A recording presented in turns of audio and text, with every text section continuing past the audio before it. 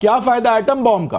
Pro Indian channel में आपका बहुत बहुत स्वागत है। आज की इस वीडियो में आप देखेंगे पाकिस्तानी मीडिया और शेख रशीद ये बात कर रहा है पाकिस्तानी फॉरेन पॉलिसी पर, और इसके अलावा जब एंकर ने ये बात की कि क्या फ़ायदा इतनी बड़ी फ़ौज का और इतने बड़े बम का जिसकी वजह से हम हमेशा धमकियां देते रहते हैं जब हमारे लोगों की सुरक्षा ही नहीं कर पा रहे आप। जैसा कि आपको पता ही होगा, आए दिन पाकिस्तान में कुछ ना कुछ होता रहता है, कभी बम फूट गया, कभी क्या हो गया। तो आज इसी टॉपिक पर ये लोग बात कर रहे हैं शेख रशीद के साथ। तो चलिए देखते हैं और उन्होंने क्या कहा। लेकिन उससे पहले हमारे चैनल को सब्सक्राइब करें ताकि आप ऐसी और वीडियोस देख पाएं।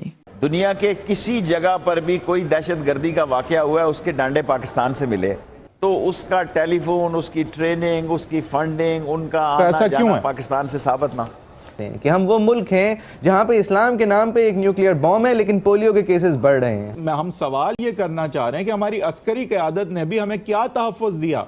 अगर हम अफगान पॉलिसी पिछले 30 साल की देखें तो इस नहज ही हमें आके अगर खड़ा होना था कि कोई सुपर पावर हम पे बमबारी करे या हमारा डॉलर कहाँ जाए, हम सैंक्शंस हम पे लगने वाले हों, इस नहज ही हमने आना था। तो क्या फ़ायदा 30 साल की इस पॉलिसी का, मैं ये पूछ रहा हूँ। क्या फ़ायदा दुनिया की 8वीं सबसे बड़ी फ़ौज का? क्या फ़ायदा एटम बॉम्ब का?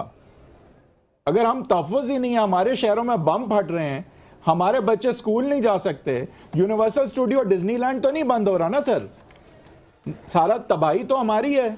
तो हम नहीं पूछ सकते हम एज अ सिटीजन के भाई ये कहाँ है हमारा तहफ़्फ़ुज़? इतने साल आपकी पॉलिसी, इतना बजट, तो कहाँ है तहफ़्फ़ुज़ हमारा? ये सारी बातें हम चैनल पे पूछ सकते हैं, ये सारी बातें काले कैमरे के सामने हम पूछ सकते हैं।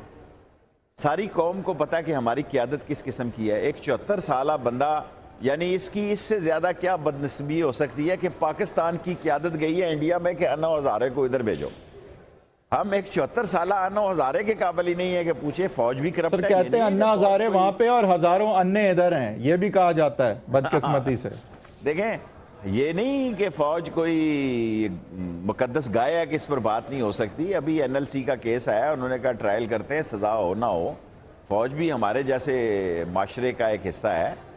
लेकिन सवाल ये है कि हमें जहेज़ में, दर जहेज़ में, मैं आपको ताज़ा मिसाल देता हूँ, ये किसी ने आपको नहीं बताई होगी कि फ़ॉरेन मिनिस्टर जो हैं वो अपनी स्टेटमेंट पढ़ रही थी, क्योंकि हमारे लीडरों को उर्दू नहीं आती, तो जो वो मिक्सचर सा बना के पढ़ रही थी तो 3 दफ़ा 2-3 लाइनें पढ़ती थी, जनरल कियानी की तरफ देखती थी।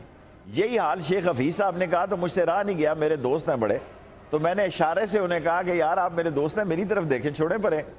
यानी दिबाचा पढ़ते हुए भी ये देखते हैं कि फ़ौजी जर्नैल के तासरात क्या हैं, उस पर कोई उसकी गर्दन हिल रही है या वो उस पर कोई मुस्कुराहट है या उसके चेहरे को पढ़ने की ये बात नहीं है शेख साहब, मैं फिर से दोहरा दूं। फॉरेन पॉलिसी फौज सेट करती है, हिना रब्बानी खर साहिबा उसको एक्सप्लेन जिस तरह भी करें। जब से मैंने होश संभाला है इस मुल्क की फॉरेन पॉलिसी को मैंने फौज को बनाते देखा है। जी ठीक सर, आइंदा भी बनाए। एक बात देखें, फौज ही बनाए, मार्शल लॉ है। मैं कहता हूं गरीब आदमी को कोई परवाह नहीं आज मार्शल लॉ आ जाए, लेकिन वो उसको ये तो परवाह है कि भाई जो भी पॉलिसी बनाए, फौज बनाए, 100 दफा बनाए, उसके हक में उसका तहफ़्फ़ुज़ उसमें शामिल हो। ये तो ना हो ना कि अमेरिका में बॉम्ब करने वाला है, इतने सालों की पॉलिसी के बाद अगर इस नहज ही आना था तो फायदा क्या है सर? ये मैं कह रहा हूं। देखिए, इस मुल्क में मैं आपसे इत्तफाक करता हूं, ये सोच आप फिक्री पैदा करें, दुनिया के किसी जगह पर भी कोई दहशतगर्दी का वाकया हुआ है, उसके डांडे पाकिस्तान से मिले, ये भी हमें ज़हन में रखना चाहिए।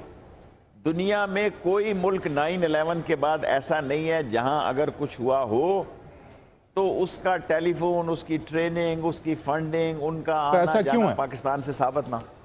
ऐसा क्यों है कि हमारी नाअहली है? शेख साहब एक सेकंड, लोग सर मैं आपसे एक सवाल आप ही के इस जवाब के अंदर लगाना चाह रहा हूँ। देखिए, एक चीज़ होती है नैरेटिव, जो कहानी सुनाई जाती है। हमारे लोगों को सदा ज़माने से एक झूठी कहानी सुनाई गई है, तो सिंध के लोग सिंधियों को वोट देंगे, पख्तूनों को वोट देंगे, बलोच बलोचियों को वोट देंगे, पंजाबियों को वोट देंगे, मुहाजिरों को वोट देंगे, और वो भी उससे भी इंटरनल लेवल पे देंगे, कौमियत की बुनियाद पे देंगे। पार्टीज़ जो हैं वो नेशनलिस्टिक बनेंगी और आगे जाके ऐसी बन रही हैं। ठीक, नैरेटिव इंटरनल हमारा हमेशा से अजीब सा ऑमलेट रहा है। लेकिन सर दुनिया को भी कुछ सुनाते हैं, दुनिया को जो हम कहानी सुनाते हैं, जिसके बारे में आप बात कर रहे हैं, वो हम क्या कहानी सुनाते हैं कि हम वो मुल्क हैं जहाँ पे इस्लाम के नाम पे एक न्यूक्लियर बॉम्ब है लेकिन पोलियो के केसेस बढ़ रहे हैं। हम वो मुल्क हैं जहाँ पे एक इंसान गवर्नर का कत्ल कर देता है लेकिन उसको जब सजाए मौत सुनाई जाती है खुला हड़ताल करते हैं। ये वो मुल्क है जहाँ पे फूल पत्ते आप निशावर करते हैं कातिलों के ऊपर। ये वो मुल्क है जहाँ पे तालीम जो है वो सरे फहरिस्त तो छोड़ दें, फहरिस्त पहली फहरिस्त में आती ही नहीं है। तो देखा ना आपने इस वीडियो में कैसे पाकिस्तानी मीडिया और शेख रशीद ने बात की इन सभी टॉपिक्स, चाहे फिर वो बम की धमकी हो या फौज की बात हो, और इसके अलावा उन्होंने फॉरेन पॉलिसी के ऊपर भी चर्चा की। अगर आपको ये वीडियो अच्छी लगी तो लाइक करें, और इसके अलावा अगर आपकी इसके बारे में कोई भी राय हो तो नीचे कमेंट में जरूर दें। लेकिन जाने से पहले हमारे चैनल को सब्सक्राइब जरूर करके जाएं और साथ में बेल आइकन पर जरूर क्लिक करें। तो फिर बस फिलहाल वीडियो में इतना ही। मैं मिलता हूँ आपको अगली वीडियो में, तब तक के लिए जय हिंद, वंदे मातरम।